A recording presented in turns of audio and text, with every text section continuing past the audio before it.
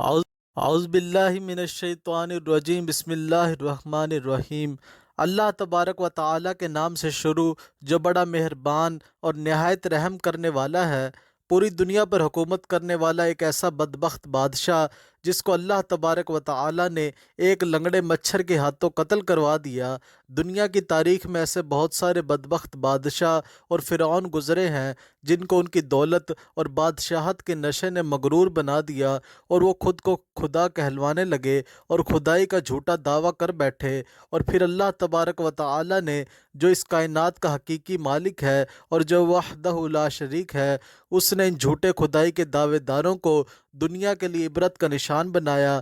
ان کو ایسی عبرت ناک موت دی جس کا کوئی تصور بھی نہیں کر سکتا، اور ان جھوٹے خداؤں کو صفحہ ہستی سے مٹا دیا۔ پیارے دوستو، خدائی کا دعویٰ کرنے والے بدبختوں میں سے ایک نمرود کا بھی نام ہے۔ پیارے دوستو، نمرود شہر بابل کا حاکم تھا جس نے خدائی کا جھوٹا دعویٰ کیا تھا۔ اس کا نام نمرود بن کنعان بن کوس بن سام بن نوح تھا۔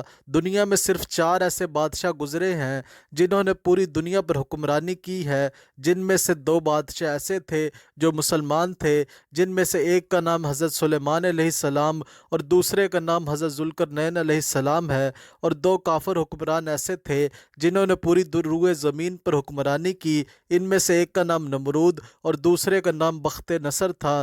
پیارے دوستو، روایات میں آتا ہے کہ نمرود نے پوری دنیا پر 400 سال حکومت کی۔ یہ بڑا جابر اور ظالم بادشاہ تھا، اور اس کے دور کے اندر بت پرستی عام تھی۔ لوگ اللہ تبارک و تعالیٰ کی وحدانیت کو چھوڑ کر بتوں کی پوجا کیا کرتے تھے۔ اس نمرودی دور کے اندر شرک اس طرح پھیلا ہوا تھا کہ تمام نمرودیوں نے اپنے خداؤں کے طور پر بہت سارے بت بنائے ہوئے تھے جن کی یہ لوگ پوجا کیا کرتے تھے، اور ادھر نمرود نے بھی خدائی کا دعویٰ کیا ہوا تھا۔ یہ خود کو خدا کہلواتا تھا اور لوگوں کو اپنی پوجا کرنے کا حکم دیتا تھا۔ اس بدبخت قوم کی طرف اللہ تبارک و تعالیٰ نے اپنے پیارے پیغمبر حضرت ابراہیم علیہ السلام کو بھیجا۔ کفر و شرک اور بت پرستی کے اس دور کے اندر حضرت ابراہیم علیہ السلام وہ واحد شخص تھے جو اللہ تبارک و تعالیٰ کی وحدانیت پر ایمان رکھتے تھے اور بتوں کی بجائے اللہ تبارک و تعالیٰ کو حقیقی خدا مانتے تھے۔ حضرت ابراہیم علیہ السلام نے جب نمرودی قوم کو بتوں کی پوجا کرتے ہوئے دیکھا تو حضرت ابراہیم علیہ السلام نے نمرودیوں کو اللہ تبارک و تعالیٰ کی وحدانیت کی طرف بلایا اور ایک خدا کی عبادت کرنے کا حکم دیا، لیکن نمرودی قوم ایسی بدبخت قوم تھی کہ اپنے کفر و شرک سے باز نہ آئی اور اسی طرح بتوں کی پوجا کرتی رہی۔ ایک دن حضرت ابراہیم علیہ السلام ان کے جھوٹے خداؤں کو جھوٹا ثابت کرنے کے لیے اس مقام پر گئے جہاں پر ان کے تمام بت پڑے ہوئے تھے، تو حضرت ابراہیم علیہ السلام نے ان کے تمام بتوں کو چپکے سے توڑ دیا اور اس کا الزام ان کے بڑے بت پر لگا دیا۔ نمرودی جب اپنی عبادت خانے میں واپس آئے تو انہوں نے اپنے تمام خداؤں کو ٹوٹا ہوا دیکھا۔ نمرودی چونکہ جانتے تھے کہ حضرت ابراہیم علیہ السلام ہی وہ واحد شخص ہیں جو بتوں کے خلاف باتیں کرتے ہیں اور بتوں کی بجائے خدا کی عبادت کرنے کا حکم دیتے ہیں، لہٰذا وہ سمجھ گئے کہ یہ کام حضرت ابراہیم علیہ السلام کا ہے۔ تو نمرود نے حضرت ابراہیم علیہ السلام سے بدلہ لینے کے لیے حضرت ابراہیم علیہ السلام کو قتل کرنے کا منصوبہ بنایا۔ چنانچہ تمام نمرودی نمرود کے پاس حاضر ہوئے اور حضرت ابراہیم علیہ السلام کو سزا دینے کے لیے کہا۔ چنانچہ تمام نمرودیوں کی یہ بات سن کر نمرود نے یہ حکم جاری کیا کہ ایک مقام پر آگ جلائی جائے اور اس کے اندر حضرت ابراہیم علیہ السلام کو ڈال دیا جائے۔ لہٰذا نمرود کے حکم کے مطابق ایسا ہی کیا گیا۔ کئی دنوں تک بہت ساری لکڑیوں کو اکٹھا کیا گیا اور اس میں آگ جلائی گئی اور پھر حضرت ابراہیم علیہ السلام کو اس آگ کے اندر ڈال دیا گیا، لیکن اللہ تبارک و تعالیٰ نے اس آگ کو حکم دیا تو وہ آگ حضرت ابراہیم علیہ السلام پر ٹھنڈی اور سلامتی والی ہو گئی۔ حضرت ابراہیم علیہ السلام فرماتے ہیں کہ میں جتنے دن آگ میں رہا اس وقت اللہ تبارک و تعالیٰ کی خاص رحمت میں رہا، اس جیسا سکون مجھے پہلے کبھی حاصل نہ ہوا۔ چنانچہ جب حضرت ابراہیم ابراہیم علیہ السلام اس آگ سے باہر تشریف لائے تو اللہ تبارک و تعالیٰ کے حکم کے مطابق حضرت ابراہیم علیہ السلام نمرودیوں کو ایک بار پھر حق کی دعوت دینے لگے اور اللہ تبارک و تعالیٰ کی وحدانیت کی طرف بلانے لگے، لیکن حضرت ابراہیم علیہ السلام نے نمرود کو بارہا سمجھایا اور اپنے کفر و شرک سے باز آنے کا کہا اور اللہ تبارک و تعالیٰ کی وحدانیت پر ایمان لانے کا حکم دیا، لیکن نمرود نے اللہ تبارک و تعالیٰ کی وحدانیت کا انکار کر دیا اور حضرت ابراہیم علیہ السلام سے مناظرہ کرنے لگا اور حضرت ابراہیم علیہ السلام کے سامنے خدائی کا دعویٰ کر دیا۔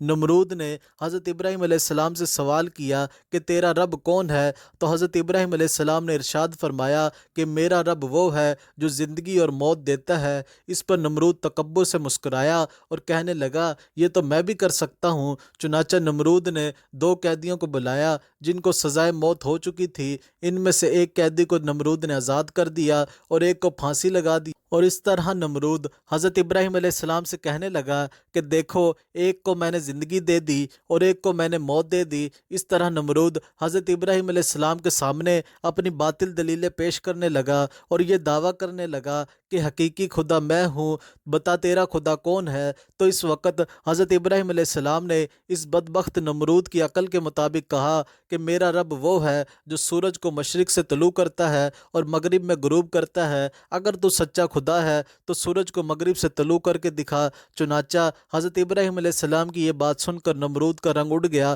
اور وہ لاجواب ہو گیا، اور اس طرح نمرود پوری قوم کے آگے ذلیل اور رسوا ہو گیا۔ اس کے بعد بھی حضرت ابراہیم علیہ السلام نے نمرود کو کئی بار اللہ تبارک و تعالیٰ کی وحدانیت کی طرف بلایا، لیکن نمرود اپنی سرکشی سے باز نہ آیا اور اسی طرح اپنے کفر و شرک پر ڈٹا رہا۔ چنانچہ حضرت ابراہیم علیہ السلام کی بار بار دعوت حق دینے سے نمرود تنگ آ گیا، اور بالآخر تنگ آ کر نمرود حضرت ابراہیم علیہ السلام سے کہنے لگا کہ اگر تیرا خدا سچا ہے تو اس کو بول کہ اپنی فوج بھیجے اور میرے ساتھ جنگ کریں۔ چنانچہ جیسے ہی نمرود بدبخت نے یہ بکواس کی تو حضرت جبرائیل علیہ السلام فوراً حضرت ابراہیم علیہ السلام کی بارگاہ میں پیش ہوئے اور حضرت ابراہیم علیہ السلام سے کہنے لگے کہ اللہ تبارک و تعالیٰ کا لشکر جنگ کے لیے تیار ہے۔ حضرت جبرائیل علیہ السلام کا یہ پیغام سن کر حضرت ابراہیم علیہ السلام نے نمرود سے کہا کہ اللہ تبارک و تعالیٰ کا لشکر جنگ کے لیے تیار ہے۔ حضرت ابراہیم علیہ السلام کی یہ بات سن کر نمرود کہنے لگا کہ مجھے 3 دن کی مہلت دی جائے۔ چنانچہ نمرود کو 3 دن کی مہلت دے دی گئی۔ اس دوران نمرود نے تمام مشرق و مغرب کے بڑے بڑے جنگجوؤں کو اکٹھا کیا اور بہت سارے ہتھیاروں کو جنگ کے لیے تیار کیا۔ اس طرح نمرود نے جب جنگ کی مکمل تیاری کر لی اور اپنی تمام فوج کو اکٹھا کر لیا تو نمرود نے حضرت ابراہیم علیہ السلام کو للکار کر کہا ہماری فوج جنگ کے لیے تیار ہے، تم اپنے رب کی فوج کو بلاؤ۔ چنانچہ اس وقت حضرت ابراہیم علیہ السلام نے اللہ تبارک و تعالیٰ کی بارگاہ میں دعا کی تو اس وقت اللہ تبارک و تعالیٰ نے مچھروں کی ایک فوج کو بھیجا۔ ان مچھروں کی تعداد اتنی زیادہ تھی کہ ان مچھروں کے اندر سورج بھی نظر نہ آتا تھا۔ اللہ تبارک و تعالیٰ نے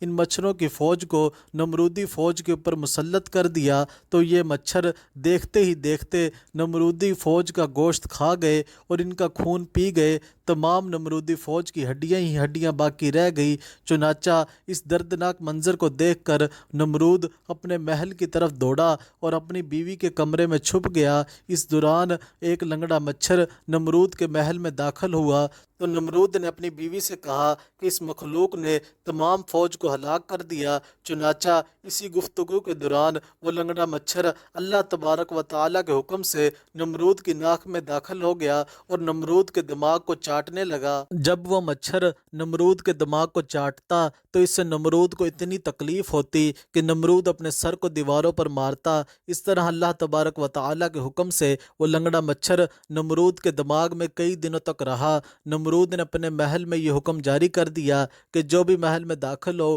وہ نمرود کے سر پر جوتے مارے۔ جوتے مارنے کے بعد نمرود کو تھوڑی دیر کے لیے آرام محسوس ہوتا، لیکن کچھ دیر کے بعد ویسی ہی تکلیف محسوس ہونا شروع ہو جاتی۔ اس طرح اللہ تبارک و تعالی نے ایک حقیر اور لنگڑے مچھر سے نمرود کو سزا دی۔ یہ تکلیف کی وجہ سے اپنے سر کو سلاخوں کے ساتھ پیٹتا رہتا، یہاں تک کہ اللہ تبارک و تعالی نے نمرود کو عبرتناک موت دی، اور وہ نمرود جو خدائی کا دعوے دار تھا، وہ نمرود اپنی سر کو دیواروں پر مارتے مارتے ہلاک ہو گیا۔ اس قدر دردناک موت دے کر اللہ تبارک و تعالی نے نمرود کو رہتی دنیا کے لیے عبرت کا نشان بنا۔ اس بات کے اندر کوئی شک نہیں کہ اللہ تبارک و تعالی کی ذات ہی وحدہ لا شریک ذات ہے، اس کے علاوہ کوئی عبادت کے لائق نہیں۔ پیارے دوستو، جب بھی کوئی اللہ تبارک و تعالی کی ذات کو للکارتا ہے تو اللہ تبارک و تعالی کسی حقیر مخلوق کے ذریعے اس کو عبرت کا نشان بناتا ہے اور اس کو ہلاک کر دیتا ہے۔ اللہ تبارک و تعالی سے دعا ہے